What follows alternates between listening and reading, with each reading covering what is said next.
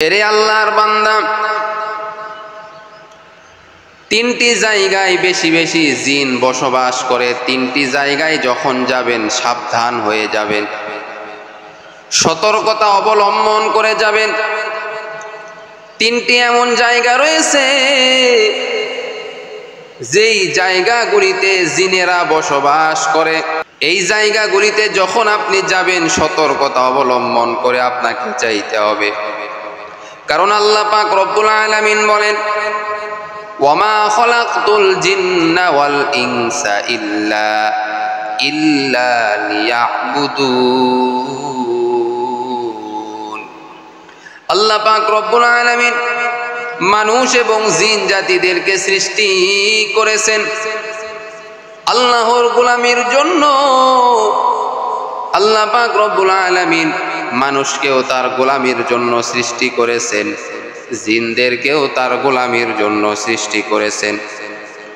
অসংখ্য জিনেরা এই জমিনের মধ্যে বসবাস করে। স্বয়ং মায়ার নবী রহমাতুল্লিল আলামিনের কাছে হাজার হাজার জিন এসে রাসূলুল্লাহ সাল্লাল্লাহু আলাইহি ওয়াসাল্লামের কাছে এসে কালিমা পড়ে মুসলমান হয়েছে। এবং মায়ার নবী রহমাতুল্লিল আলামিন যখন কোরআনুল কারীম তেলাওয়াত করতেন, ওই সময় জিনেরা এসে আল্লাহ রসুলের কোরআন পড়া শুনতেন। আল্লাহ পাক রব্বুল আলামিন জিনদের সম্পর্কে একটি সূরা কোরআনের মধ্যে নাজিল করেছেন, কুল উহিয়া ইলাইয়া আন্নাহু ইসতামাআ নাফারুম মিনাল জিন্নি ফাকালু ইন্না সামি'না কুরআনান আজাবা।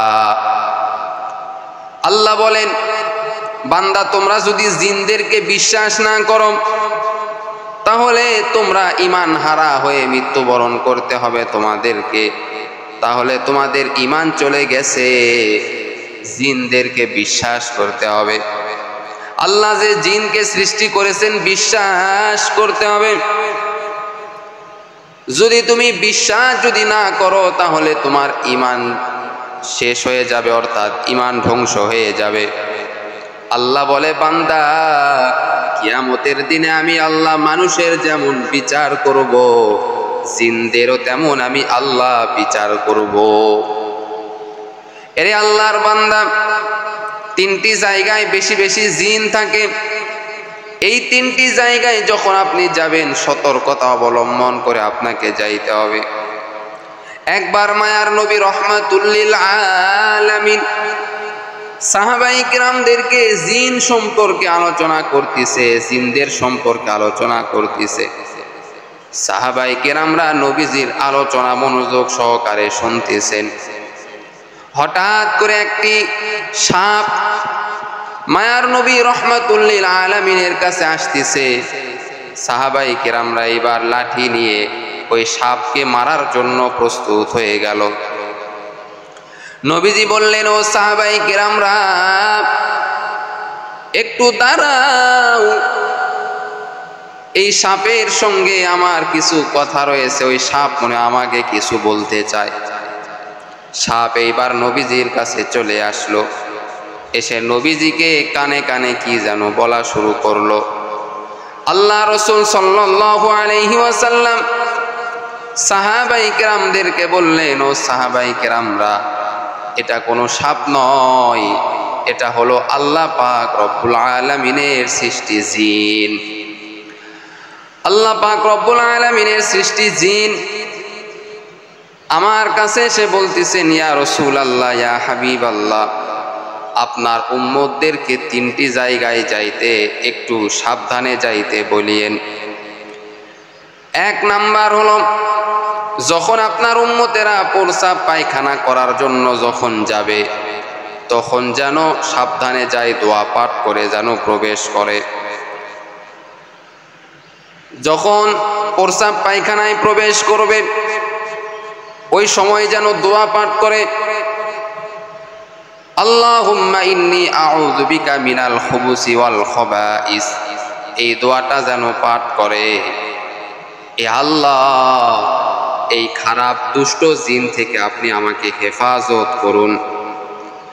এরপরে ওই সাপ বলতেছেন মায়ার নবী রাহমাতুল লিল আলামিনকে, গর্তের মধ্যে যেন আপনার উম্মতেরা যেন প্রস্রাব যেন না করে, কারণ গর্তের মধ্যেও জিন থাকে। জিনেরা সাপের আকৃতি ধারণ করে।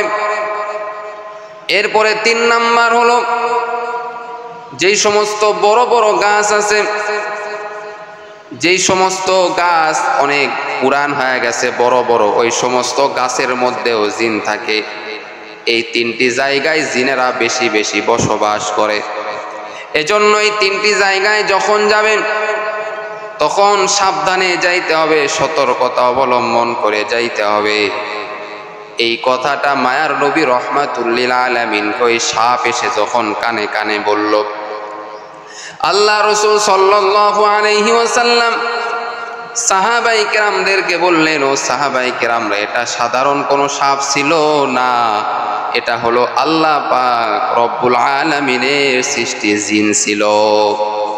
এজন্য এই 3টি জায়গায় যখন আমরা যাব সতর্কতা অবলম্বন করে আমাদেরকে যাইতে হবে, কারণ এই 3টি জায়গায় অধিকাংশ সময় জিনেরা বসবাস করে।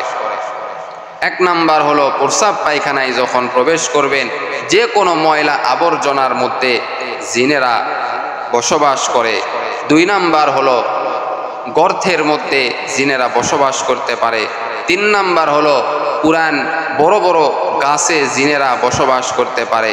এজন্য এই 3টি জায়গায় যখন যাবেন সতর্কতা অবলম্বন করে যাবেন।